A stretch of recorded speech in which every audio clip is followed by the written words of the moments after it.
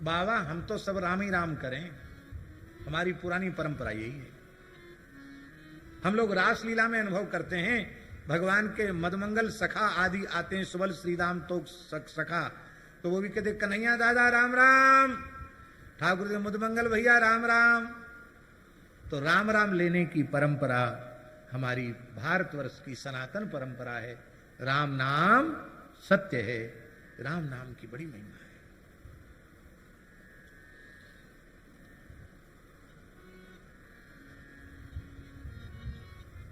अब देखिए महाराज जी, उच्चारण की दृष्टि से देखिए, लृतुलसानाम दंता,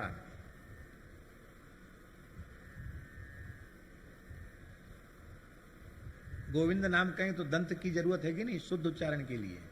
अमुक अमुक नाम में अमुक अमुक मुख के उपकरण विशेष की आवश्यकता है, किंतु ऋतु रसाणाम मूर्धा और उपपद्मानिया नाम ओष्ठौ, मूर्धा और ओष्ठ, राम नाम में केवल मूर्धा की और ओष्ठ की आवश्यकता है। इसलिए नवजात बालक से लेकर के वृद्ध तक वेदांती राम राम बोल सकते हैं, और कोई नाम लेने में सबको कठिनाई होगी, पर उच्चारण की दृष्टि से राम नाम सब ले सकते हैं। ऋतु रसाणाम मूर्धा और उपू पद्मानिया नाम ओष्ठौ, राम नाम है। सुख संप्रदाय के श्री स्वामी श्याम चरणदास जी महाराज के एक कृपा भाजन हुए, बहुत बड़े रसिक हुए, श्री राम सखी जी। एक राम सखे जी हैं, वो अलग है, और ये राम सखी जी हुए। ये आचार्य महामुनीन्द्र भगवान शुकदेव जी के शिष्य श्री आचार्य महाप्रभु श्री श्याम चरणदास जी महाराज और श्याम चरणदास जी महाराज के शिष्य श्री राम सखी जी, उनकी स्वतंत्र वाणी भी है। स्वामी रामचरणदास जी महाराज, श्याम चरणदास जी महाराज, सुख संप्रदाय के आचार्य चरण, निरंतर श्री राम नाम ही जपते। और हमने श्री राम चरणदास जी महाराज का हस्ताक्षर देखा है, अभी भी सुरक्षित है उनका हस्ताक्षर। वो हस्ताक्षर के रूप में राम लिखते थे, बस हस्ताक्षर लिखते ना अपना नाम, तो हस्ताक्षर के रूप में श्री श्याम चरणदास जी महाराज हस्ताक्षर के लिखते राम। पुराने संत इस प्रकार के, मलुकदास जी का भी हस्ताक्षर हमने देखा है, पंडा की बही में सोरों जी में सुरक्षित है आज भी। उसमें लिखा है श्री राम मलुक सहाय, हस्ताक्षर के रूप में लिखा है दस्खत राम मलुक सहाय, ऐसा लिखा है। और चरणदास जी महाराज लिखते हस्ताक्षर राम। तो राम सखी जी महाराज जो हुए, उनकी बड़ी सुंदर वाणी है, पढ़ने योग्य वाणी, बड़ी मधुर रस की वाणी है। इसी वंशीवट में महारास दर्शन करते करते सदैव नित्य रास में प्रवेश किया उन्होंने।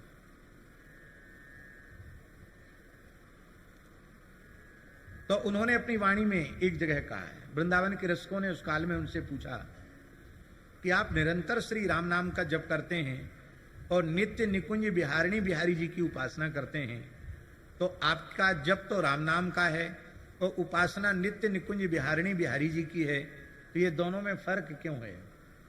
तो श्री राम सखी जी महाराज की वाणी है, सुख संप्रदाय के आचार्य, वो कहते हैं रा अक्षर श्री राधिका, रा अक्षर श्री राधिका, मामन मोहन जान, राम नाम याते भयो, जान ही संत सुजान, अथवा जान ही रसिक सुजान। और एक बात और उन्होंने कही श्री राम सखी जी ने, बोले पतिव्रता नारी उत्तम वो होती है, अपने पति का नाम नहीं लेती है, सांकेतिक नाम लेती है। तो हमारे पति युगलवर श्यामा श्याम हैं और उनका सांकेतिक नाम राम नाम ही है, इसलिए मैं राम नाम के रूप में युगल श्यामा श्याम का ही स्मरण करती हूं।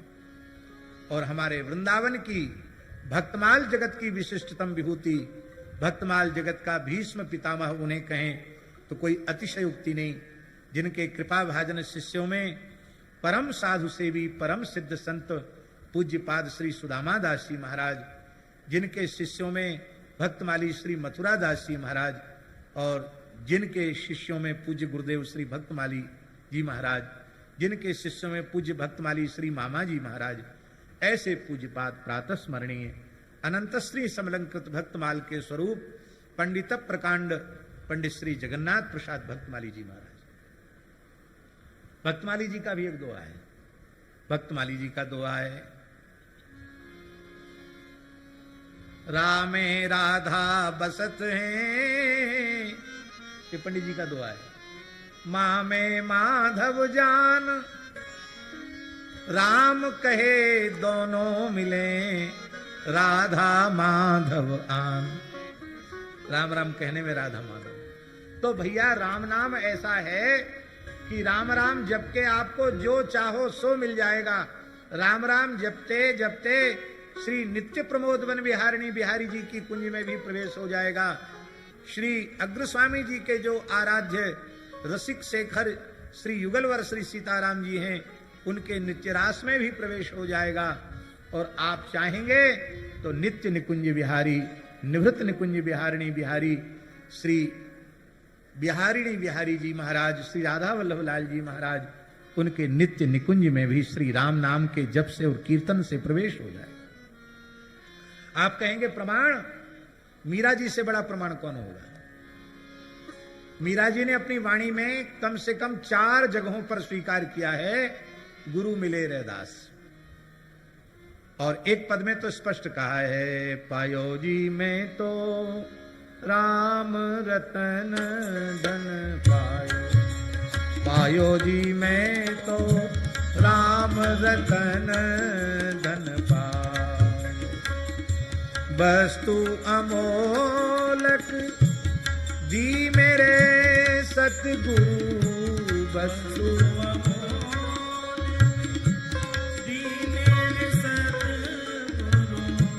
कृपा करी अपनायो, पायो जी में तो कृपा करी अपनायो, पायो जी में तो राम रतन धन पायो, पायो जी में तो राम रतन धन पायो।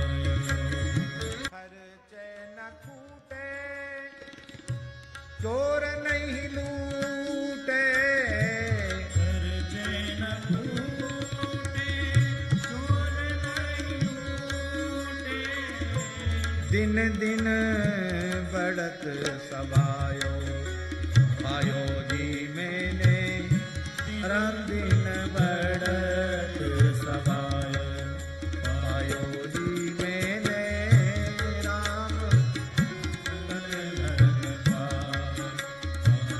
सत की नाव केवटिया सतगुरु, सत की नाव केवटिया सतगुरु, भव सागर तरियायो, पायो जी में तो भव सागर तरियायो, पायो जी में तो राम रतन धन पायो, पायो जी में तो राम रतन धन पायो।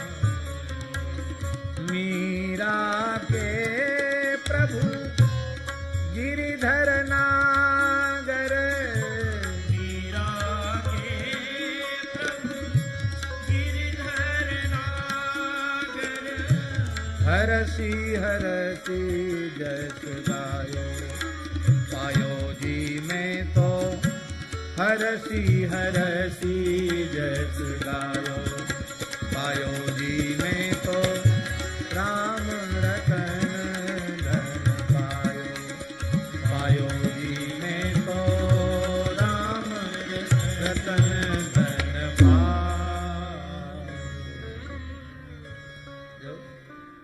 वस्तु अमोलक दी मेरे सतगुरु, कृपा करी अपनायो। राम राम का जप करती हैं और मीरा को प्रभु दर्शन दीना प्रेम नदी के तीरा, मेड़ते ही में ही श्याम कुंज में युगलवर श्यामा श्याम का दर्शन कर लेती हैं, नित्य वृंदावन की प्राप्ति होती है। और सदेह द्वारकाधीश श्री भेंट द्वारिका जी के स्वरूप में आज भी स्वरूप विराजमान है, उसमें सदेह मीरा जी प्रविष्ट होती है।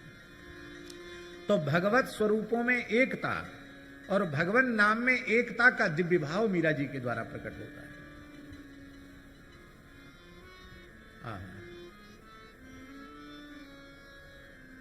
भैया जी भेद तभी तक है जब तक प्राप्ति नहीं भई है। प्राप्ति होने के बाद भेद समाप्त। महाराज जी भगवान सर्व समर्थ हैं, पर दूसरा भगवान बनाने में समर्थ नहीं है। समर्थ है? दूसरा भगवान बनाने में समर्थ होते तो कह देते, ये क्यों कहते आप सरिस खोजों कहां जाई, नृप तब तनय हो में आई। अपने जैसा दूसरा भेज देते। भगवान भी दूसरा भगवान नहीं बना सकते। तो न रूप में भेद है, न नाम में भेद है, न लीला में भेद है, न धाम में भेद है, न नाम रूप लीला धाम के उपासक आचार्यों में भेद है, न नाम रूप लीला धाम के उपासक संतों में भेद है। ये भेद की परिकल्पना तब तक है जब तक उस परात्पर परतत्व की अपरोक्षानुभूति नहीं हुई है। वो होने के बाद सब भेद समाप्त हो जाते हैं। तो श्री सीताराम जी को सर्वोपरि रूप में प्रतिष्ठित करना और फिर उनके नाम को सर्वोपरि रूप में प्रतिष्ठित करना, ये गोस्वामी जी का बहुत बड़ा अवदान है वैष्णव जगत के लिए, श्री उपासकों के लिए। इसलिए आनंद रामायण में स्पष्ट लिखा है महाराज जी,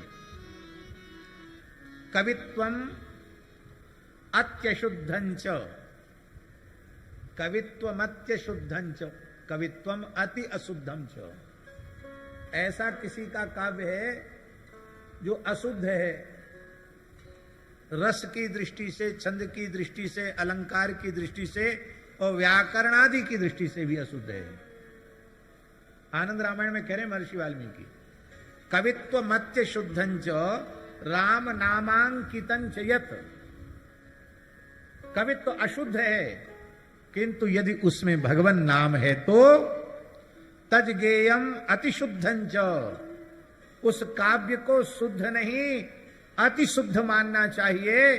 श्रवणात् पातकापहम। और श्रीमद् भागवत में श्री नारद जी और व्यास जी का जो संवाद है उसमें तो क्या कहना है, अद्भुत है महाराज। उसमें कहा कि रस छंद अलंकार से युक्त वाणी है और यदि उसमें भगवत भागवत यश नहीं है तो उसको, उस काव्य को, उस ग्रंथ को भगवान के भक्त वैष्णव संत परमहंस महात्मा उसको ध्वांश तीर्थम, कौए को जूठन फेंके जाने वाला स्थान जैसे अपवित्र होता है उस प्रकार से उसको अपवित्र मानते हैं। और भले ही उसमें न रस है, न छंद है, न अलंकार है, न कोई काव्य के गुण हैं, किंतु यदि उसमें भगवत भागवत यश है, भगवान का नाम है, भक्तों का सुयश है, तो नारद जी कह रहे हैं शृण्वन्ति गायन्ति गृणन्ति साधवा। ऐसे काव्यों को साधवा शृण्वन्ति सुनते हैं, गृणन्ति कीर्तयन्ति और उसी को गान करते हैं। परम पूज्य श्री बक्सर वाले महाराज जी इस प्रसंग में एक उदाहरण देते थे। बोले देखो मामा श्री प्रयागदास जी की वाणी एकदम सधुक्कड़ी वाणी है, उसमें कोई काव्य का सौष्ठव आप खोजेंगे तो वो बहुत ज्यादा कहीं नहीं मिलेगा, सहज कहीं कुछ आ गया तो आ गया। जैसे एक उदाहरण देते थे, हरि हरि केशवा जपत महेशवा, हरि हरि केशवा जपत महेशवा, हरि हरि केशवा जपत महेशवा, हरि हरि केशवा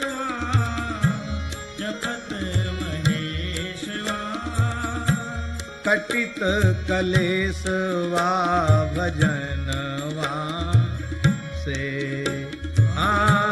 कटत कलेशवा भजनवा से प्रयागदास प्रहलदवा खातिर प्रयागदास प्रहलदवा खातिर रघुबर हुई गए भगवारे रघुवर हुई गए भगवारे। अब बताओ तुकबंदी है। हरि हरि केशवा कौन जपता है? बोले जपत महेशवा। शंकर जी भी हरि हरि केशव केशव जपते हैं, तुम भी जपो। जपने से क्या होगा? बोले कटत कलेशवा भजनवा से। आप हरि हरि केशव जपेंगे तो आपके भजन करने से आपके सारे क्लेश कट जाएंगे। तो प्रश्न उठा कि किसी का क्लेश कटा है? बोले प्रत्यक्ष प्रमाण है। प्रयागदास प्रहलदवा खातिर, खातिर मान लिए, प्रहलाद जी के लिए। प्रयागदास जी कहते प्रहलाद जी के लिए रघुवर हुई गए बघवारे। राम जी बाघ माने नरसिंह बन गए। तो ऐसे ऐसे ग्रंथ, ऐसी ऐसी वाणियां जो एकदम सरल सहज हैं वो चलती हैं। और बड़े बड़े रसछंद अलंकार से युक्त महाकाव्य, महाराज जी कई बार तो हमारे मन में आता कि इसलिए वो बचे हुए हैं कि पाठ्यक्रम में चल रहे हैं। बाकी कृष्ण करणामृत, श्री राधा सुधा निधि, श्री गीत गोविंद महाकाव्य, ये सब विशुद्ध श्रृंगार रस की रचनाएं हैं। ये कहीं पाठ्यक्रम में नहीं चलते हैं, लेकिन आज भी प्रेमियों के, रसिकों के प्राण धन, कंठहार, हृदयहार बने हुए हैं। क्यों? क्योंकि इनमें किसी प्राकृत नायक नायिका का रस नहीं है, हैं? नित्य सिद्ध अनादि दिव्य दंपति श्यामा श्याम का रस है। नित्य सिद्ध अनादि दिव्य दंपति श्री सीताराम जी का नित्य विहार का रस है ये।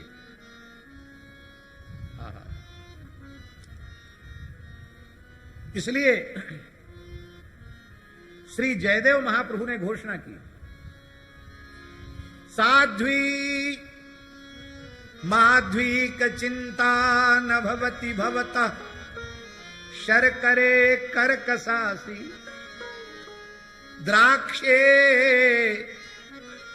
द्रक्ष्यन्ति के त्वा ममृतमृतमसि क्षीर नीरम रसस्ते मा क्रंद क्रंद कांता धर धरणितलम गच्छ यच्छन्ति भावम यावत् श्रृंगार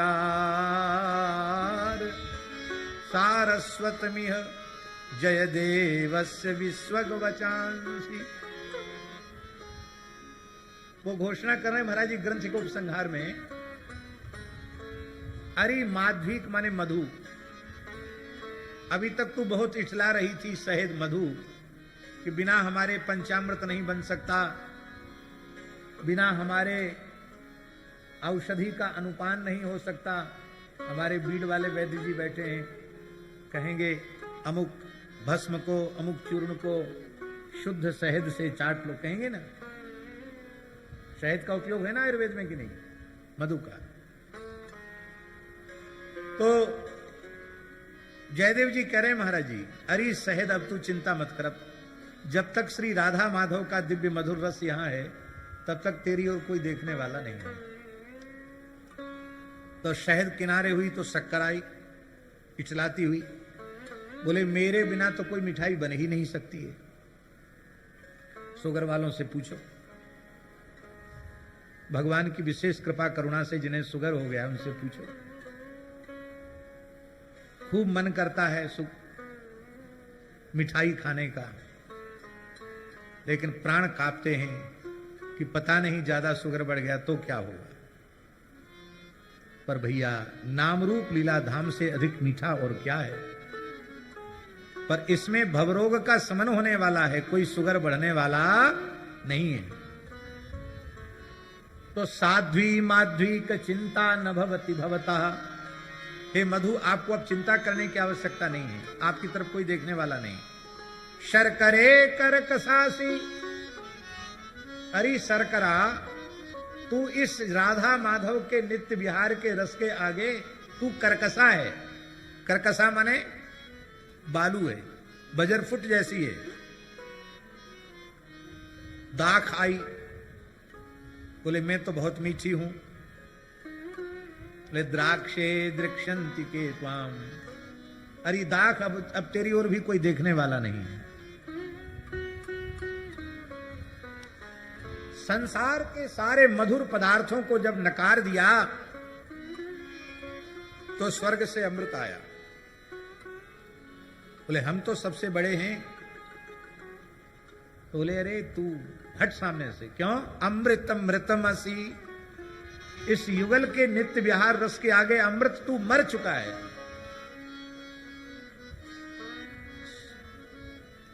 लौकिक पारलौकिक भोगों के लालची देवता भले ही स्वर्ग में तेरी स्पृहा करते हों, पर कोई रसिक प्रेमी वैष्णव तेरी ओर देखने वाला नहीं है। सुखदेव जी ने फटकार दिया, क्व कथा क्व सुधा लोके क्व काचः क्व मणिर्महान ब्रह्मरातो विचार एवं तदा देवान जहास।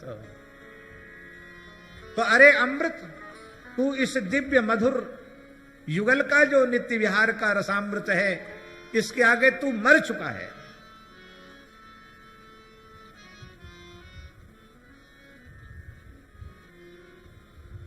आम का रस आया, अमरस, आम का फल महाराज, फलों का राजा है आम।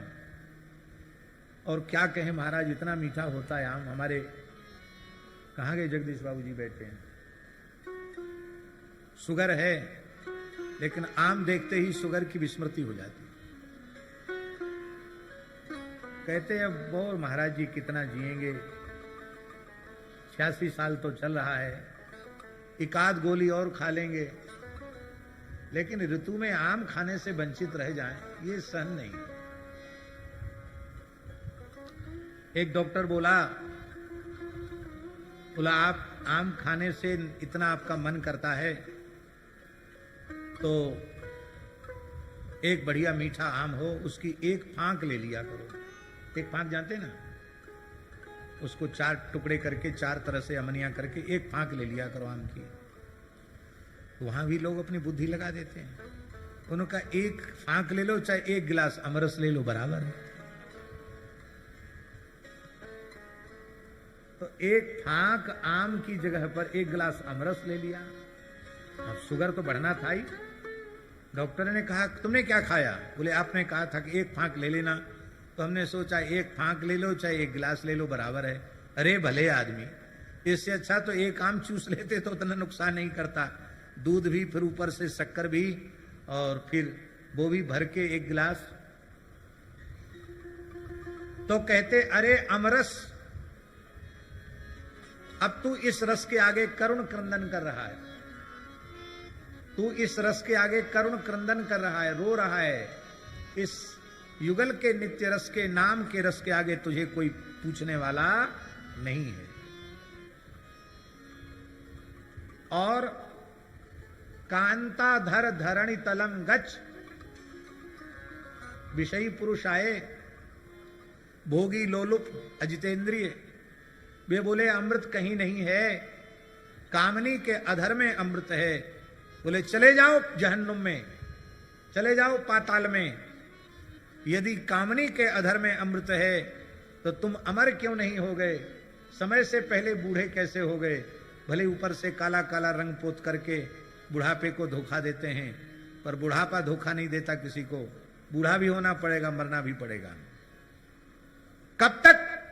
बोले जब तक यह दिव्य रस राधा माधव का, नित्य विहार का, नित्य रस केली का अखंडित रस जब तक बह रहा है, तब तक पूरे ब्रह्मांड में कोई रस इसकी समता नहीं कर सकता है।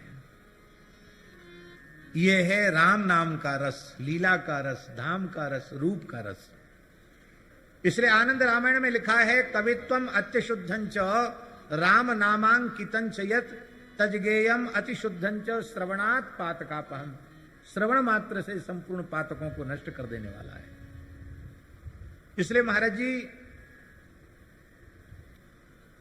विष्णु पुराण में लिखा है, रामेति नाम यच्छ्रोत्रे विश्रंभो ज्यवितो यदि करोति पापम संदाहम तूलम बन्नी कड़ो यथा।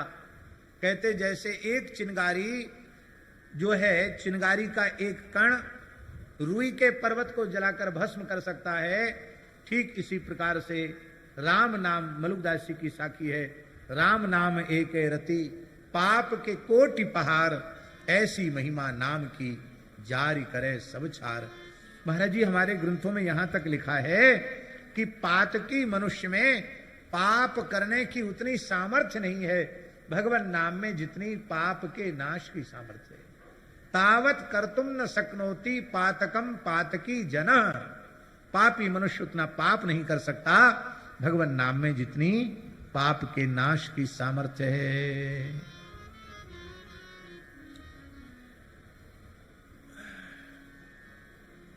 और इस ब्रह्मानंद की अनुभूति, इस प्रेमानंद की अनुभूति, इस भगवदानंद की अनुभूति बिना नाम के आश्रय के नहीं।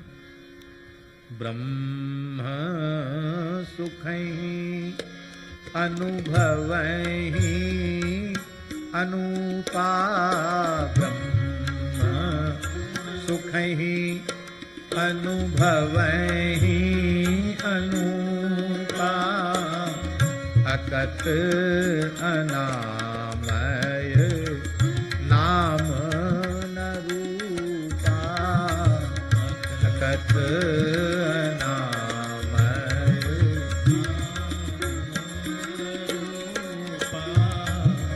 जाना चाहि गूढ़ गति जेऊ, जाना चाहि गूढ़ गति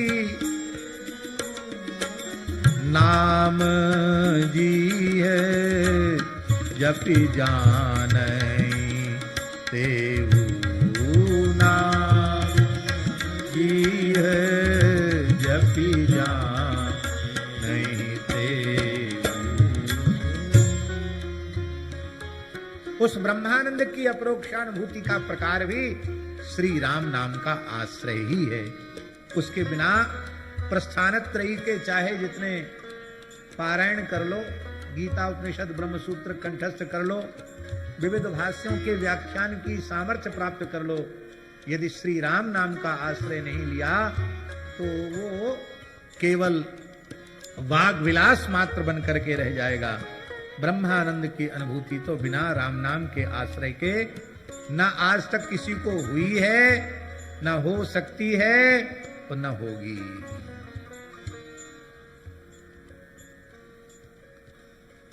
नौ का अंक पूर्णांक है और यहां भी 9 अरब राम नाम का विधिवत पूजन अर्चन हो रहा है। और गोस्वामी जी कैसे कुशल महापुरुष हैं कि रामचरितमानस की नाम वंदना प्रकरण में 9 दोहों में ही वे श्री राम नाम की वंदना प्रस्तुत कर रहे हैं। 9 दोहा और चौपाई की गिनती करो तो महाराज जी चौपाई कितनी है? 9 दोहा और 72 चौपाई। कितनी चौपाई? 72 को जोड़ो तो कितना होगा? 72 को जोड़ोगे तो 9 होगा ना। 7 और 2 9। परिपूर्णता केवल केवल श्री राम नाम में है। इसलिए गोस्वामी जी ने यहीं से आरंभ किया। बंदौ राम नाम रघुवर को,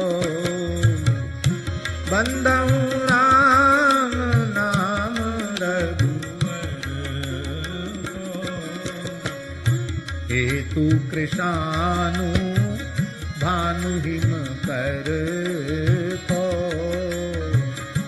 हेतु कृशानु भानु हिम कर को,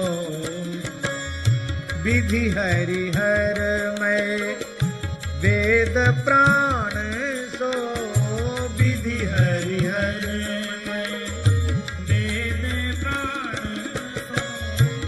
अगुण अनुपम गुण निधान सो, अगुण अनुपम गुण निधान, महामंत्र जोई जपत महेशु, महामंत्र जोई जपत महेशु, काशी मुकुति हेतु उपदेशु, काशी मुकुति हेतु उपदेशु, महिमा जासु जान गण राउ, महिमा जासु जान गण राउ, महिमा जासु जान गण राउ, महिमा जासु जान गण राउ, प्रथम पूजियत नाम प्रभाऊ, प्रथम पूजियत नाम प्रभाऊ, प्रथम पूजियत नाम प्रभाऊ, प्रथम पूजियत नाम प्रभाऊ।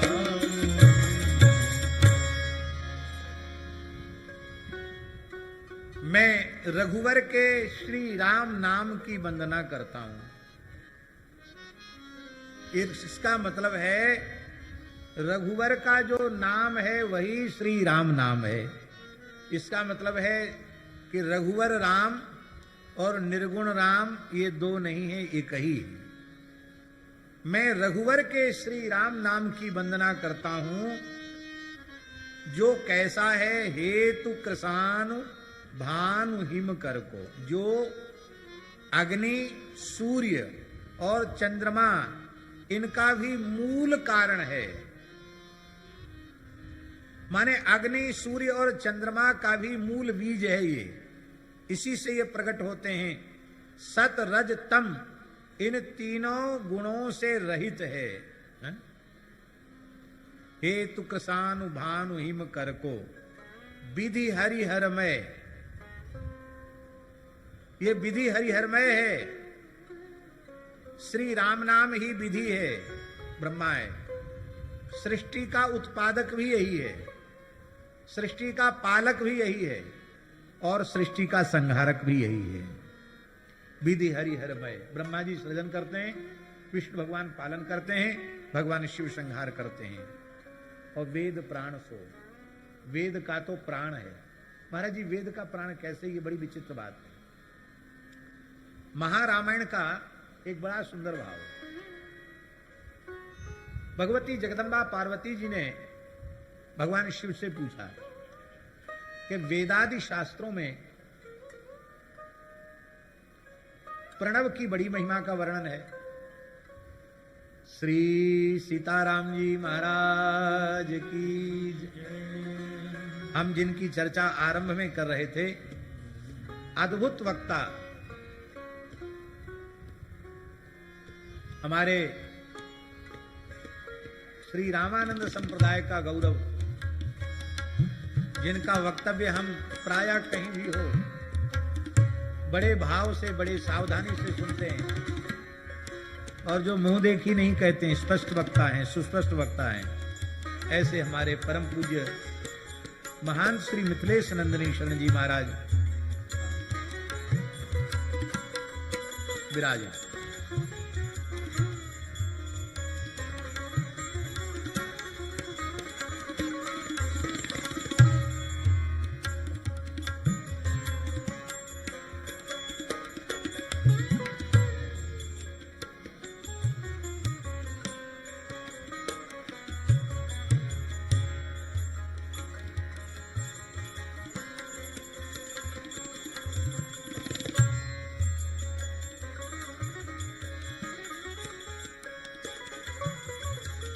ये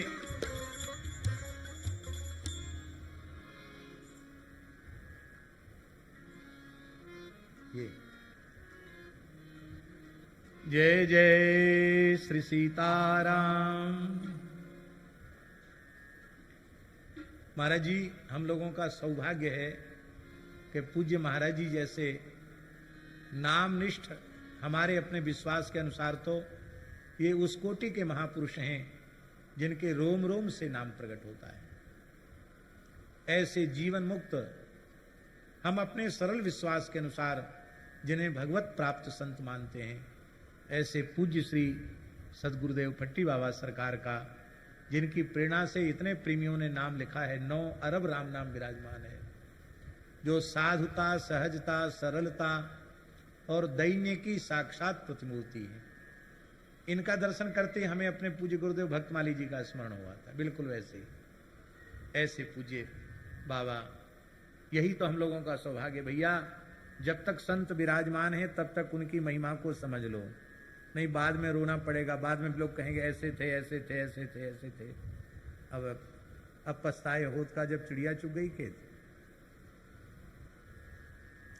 इसलिए संतों की प्रत्यक्ष उपस्थिति में उनके महात्म्य को अत्यंत सरल हृदय से श्रद्धा पूर्वक स्वीकार कर लो, जिससे कि हम लोगों का जीवन सफल हो जाए, कृतकृत्य हो जाए।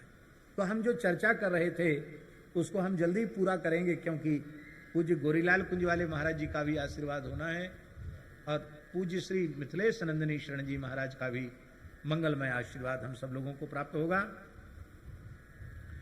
तो भगवती जगदम्बा पार्वती जी ने पूछा महाराज जी कि वेदादि शास्त्रों में, पुराणों में प्रणव की महिमा का भूरिशः गायन किया गया है। आपने भी प्रणव की महिमा का वर्णन किया है, लेकिन मैं निरंतर आपके निकट रहकर अनुभव करती हूं कि आप कभी प्रणव का जप नहीं करते, आप निरंतर श्री राम नाम का जप करते हैं। इसका हेतु क्या है? जब प्रणव की इतनी महिमा है तो आपको भी प्रणव का ही जप करना चाहिए। आप राम नाम का जप क्यों करते हैं? तो वहां महाराज जी भगवान शिव का वचन है, राम नामनः समुत्पन्नो प्रणवो मोक्षदायकः। भगवान शंकर कह रहे हैं, हे देवी पार्वती, मोक्षदायक जो प्रणव है वो श्री राम नाम से उत्पन्न है।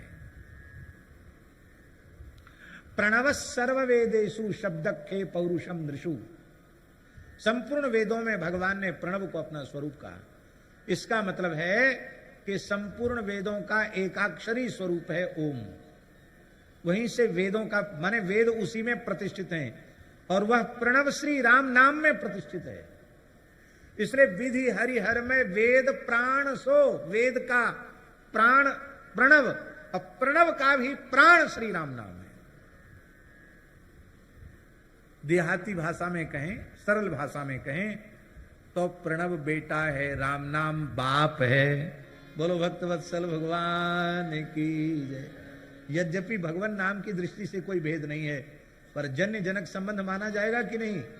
जब राम नाम न, भगवान भोले बाबा कह रहे, हम कहते तो आप संदेह कर सकते थे। राम नाम न समुत्पन्नो प्रणवो मोक्षदाय कहा। वर्तमान समय में अधिकार अनधिकार का विवाद ही समाप्त हो चुका है। अब कोई प्रतिबंध नहीं है कि क्या मार्ग सुई जो कहें जो भावा। और आप भरे मंच से हम तो चर्चाएं कर देते हैं, वर्णाश्रम व्यवस्था की भी चर्चा करते हैं, विधि निषेध भी कभी मन में आता तो कर देते हैं चर्चा। लेकिन हमको लोग टोकते हैं, कहते महाराज ऐसा मत बोला करो, नहीं तो झगड़ा हो जाएगा, यूं हो जाएगा, त्यों हो जाएगा। समय दूसरा आ गया। चलो ठीक है, केशव कहीं न जाए का कहिए, समुझ मन ही मन रहिए। ठीक है, प्रणव में सबका अधिकार नहीं। न्यूंखाह षोडश, काशिका वृत्तिकार ने कहा न्यूंखाह षोडश। न्यूंख माने ओंकार, प्रणव, ये 16 प्रकार का होता है। अब ये हमें अब तक ठीक से समझ में नहीं आया कि वे 16 प्रकार ओंकार के क्या हैं। उसमें महाराज जी अमुक अमुक संकल्प की पूर्ति के लिए अमुक ओंकार का प्रयोग, इतना भी सूक्ष्म विचार है हमारे यहाँ। पुत्र की कामना से किस न्यूंख का प्रयोग होगा, विजय की कामना से किस ओंकार का प्रयोग होगा, स्वर्ग की कामना से किसका प्रयोग होगा, मोक्ष की कामना से किसका प्रयोग होगा। बड़ा सूक्ष्म विचार है। पर वर्तमान समय में तो कोई प्रतिबंध है नहीं किसी को कुछ कहने का। ननक्तम नोच्छिष्टे प्रब्रूयात ब्रह्म राशि ही। हमारे धर्म संघ वाले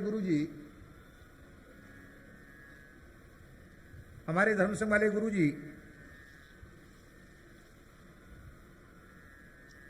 भोजन करने के बाद वेद नहीं पढ़ाते थे। 12 बजे के पहले तक, जब तक धर्म संघ विद्यालय में रहते, कुछ खाए पिए नहीं रहते, तब तक वेद पढ़ाते, व्याकरण भी पढ़ाते, वेद भी पढ़ाते। और जब धर्म संघ विद्यालय से लौट के सेवा कुंज वाले अपने घर में आते और मध्याह्न संध्या वहीं करके आते थे धर्म संघ विद्यालय में, पर यहां प्रसाद पाते। तो प्रसाद पाने के बाद सबसे पहले छात्र हम थे जो हमको पढ़ाते थे प्राच्य व्याकरण। नबी भी पढ़ाया, प्राच्य भी पढ़ाया।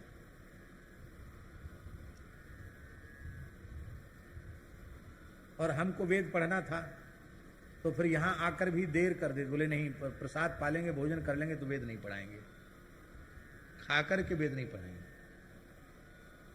रात्रि में कोई कहे वेद पढ़ा दो तो नहीं पढ़ाएंगे। ननक्तम नो छिष्टम प्रब्रूयात, मन पढ़ावे, क्योंकि ब्रह्म राशि।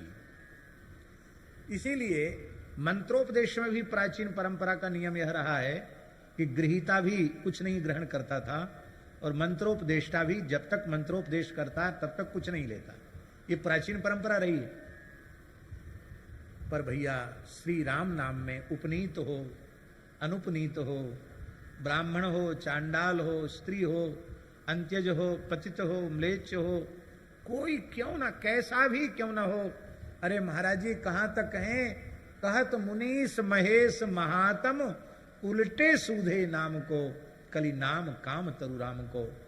तो भाई महात्म्य की दृष्टि से सर्वोत्कृष्ट वही है जिसमें सर्व सौलभ्य हो, और राम नाम में जैसा सर्व सौलभ्य गुण है, प्रत्येक व्यक्ति श्री राम नाम का जैसे आश्रय ले सकता है।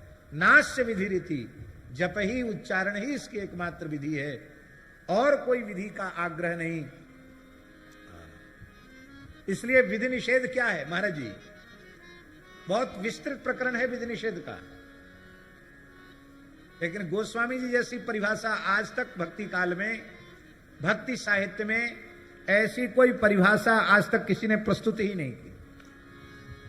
गोस्वामी जी कहते हैं, राम को सुमीरिबो सब विधि को राज रे, राम को सुमीरिबो सब विधि को राज रे, राम को सुमीरिबो सब विधि को राज रे,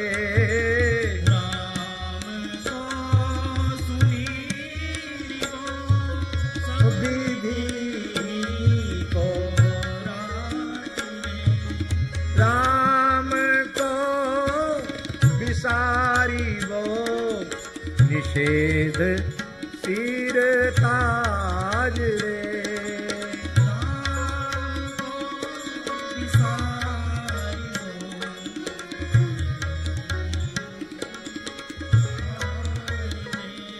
आराम को विसारी वो निषेध सिर ताज रे,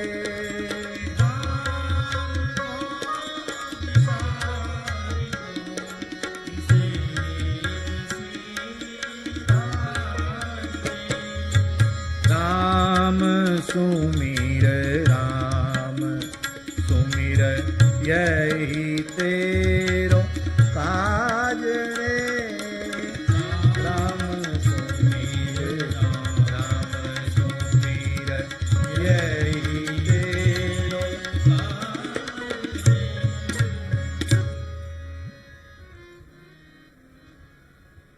आप कहेंगे राम नाम से प्रणव कैसे प्रकट हो गया।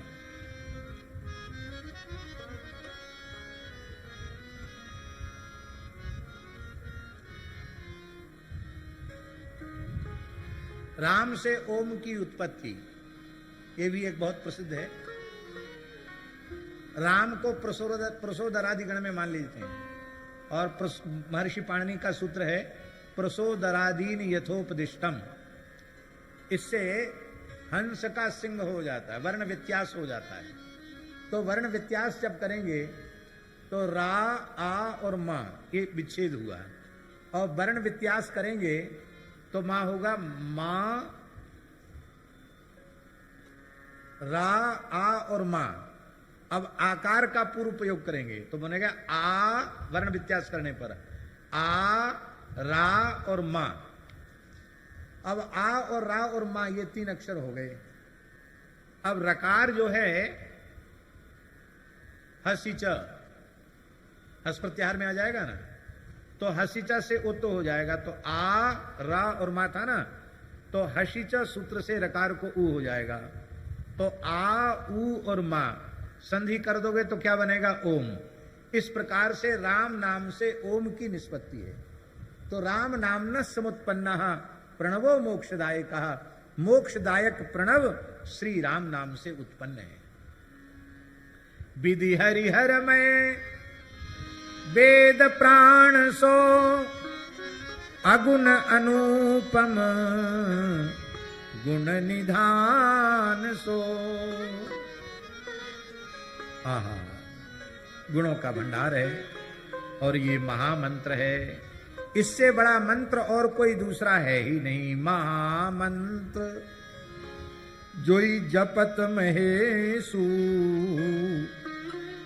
और इसी महामंत्र का उपदेश काशी मुकुति हेतु उपदेशु। काशी महात्म्य में महाराज जी लिखा है काशी के संबंध में, मन्वंतर सहस्रैस्तु जजाप वृषभध्वज। सहस्रेण नहीं है, सहस्रई। हजारों मन्वंतरों तक भगवान वृषभध्वज शिव जी ने काशी में रह करके श्री राम तारक षडक्षर मंत्राज का जप किया। कितने समय तक किया? 1 मनवंतर, 2 मनवंतर नहीं, 100 मनवंतर, 1000 मनवंतर नहीं, मनवंतर सहस्रैस्तु, हजारों मनवंतरों तक। हजारों का अर्थ महाराज जी हजारों नहीं, हजारों का माने जिसका कोई संख्या नहीं, अनंत असंख्य काल तक महादेव जी ने काशी में रह करके श्री राम तारक मंत्राज का जप किया। भगवान प्रकट हो गए, राम जी प्रकट हो गए। बोले वरदान मांगो महाराज जी, बोले वरदान मांगो। तो शंकर जी ने कहा महाराज ये आपके अंशभूत जीव आपसे विमुख होकर के न जाने कितने जन्मों से संस्कृति के चक्र में पड़े हुए हैं, भटक रहे हैं। जो भी आपके राम नाम का एक बार उच्चारण कर ले वो तत्काल अविद्या माया से विमुक्त होकर, संस्कृति के चक्र से विमुक्त होकर आपको प्राप्त कर ले। भगवान बोले भाई ये वरदान तो बड़ा बहुत विकट वरदान है, ऐसा वरदान मांग लोगे तो हमारा तो सृष्टि का सारा खेल ही बिगड़ जाएगा। पर तुमने मांगा है तो हम देंगे अवश्य। काशी में मरने वालों को आप श्री राम नाम का उपदेश कर देंगे, वे निश्चित ही संस्कृति के चक्र से विमुक्त हो जाए। वीर मित्रोदय नामक ग्रंथ में पंडित प्रकांड श्री मित्र महर्षि ने तीर्थ प्रकाश नामक प्रकरण में एक बहुत सुंदर बात लिखी है। काशी महात्म्य में बहुत सुंदर लिखा महाराज वीर मित्रोदय में। वो कहते हैं कि काश्याम मरणान मुक्ति ही, काशी में मरने से मुक्ति होती है। ये बात प्रसिद्ध है, ये भी श्रुति वचन ही है। और ऋते ज्ञानान्न मुक्ति ही, ये भी श्रुति वचन ही है, बिना ज्ञान के मुक्ति नहीं होती। तो दोनों की संगति कैसे बैठेगी भाई? या तो ऋते ज्ञानान्न मुक्ति ही मानो या काश्याम मरणान मुक्ति मानो। तब इसमें बहुत विस्तृत व्याख्यान किया है उन्होंने, और उस व्याख्यान के अंत में यह प्रमाणित किया है कि ऋते ज्ञानान्न मुक्ति भी सही है और काश्याम मरणान मुक्ति भी सही है। क्योंकि काशी में मरने वालों को जब भगवान शिव श्री राम तारक का उपदेश करते हैं तो उपदेष्टा की महिमा के कारण मंत्र प्रदान के अव्यवहित उत्तर क्षण में ज्ञानोत्पत्ति हो जाती है, और ज्ञानोत्पत्ति होने से वो मुक्त हो जाता है। इसलिए ऋते ज्ञानान्न मुक्ति भी सही है, पर ये सुविधा केवल और केवल काशी वासियों को प्राप्त है, काशी में मरने वालों को प्राप्त है। अतएव काशी का महात्म्य है, मुक्ति का सदावर्त वहां काशी में बढ़ता है। भगवान शिव ने कहा तो दूसरा वरदान महाराज यह है, मंत्र का उपदेश तो हम कर देंगे, दूसरा यह है कि आप काशी छोड़ के कहीं न जाएं। भगवान ने कहा कि बिल्कुल ठीक, काशी के कण कण में हम विराजमान रहेंगे, आपके सामने अविमुक्तेश्वर लिंग के रूप में विराजेंगे।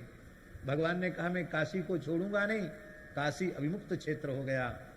और आज भी विश्वनाथ जी के मंदिर में जब हम लोग दर्शन करने जाते हैं तो विश्वनाथ जी के निकट अविमुक्तेश्वर शिवलिंग हैं। अब तो रूप थोड़ा बदल गया है, पहले जो पुराने बात हम बता रहे हैं, अब तो स्थलों में भी परिवर्तन हुआ है, रूप में भी परिवर्तन हुआ है, समय की आवश्यकता के अनुसार। तो वहां लोग कहते विश्वनाथ जी के गुरु, अविमुक्तेश्वर को वहां के लोग बताते विश्वनाथ जी के गुरु। हम भी सोचते विश्वनाथ जी के गुरु कौन है, जब हमने पढ़ा तो पता चला अविमुक्तेश्वर शिवलिंग के रूप में साक्षात रघुनाथ जी ही विराजमान।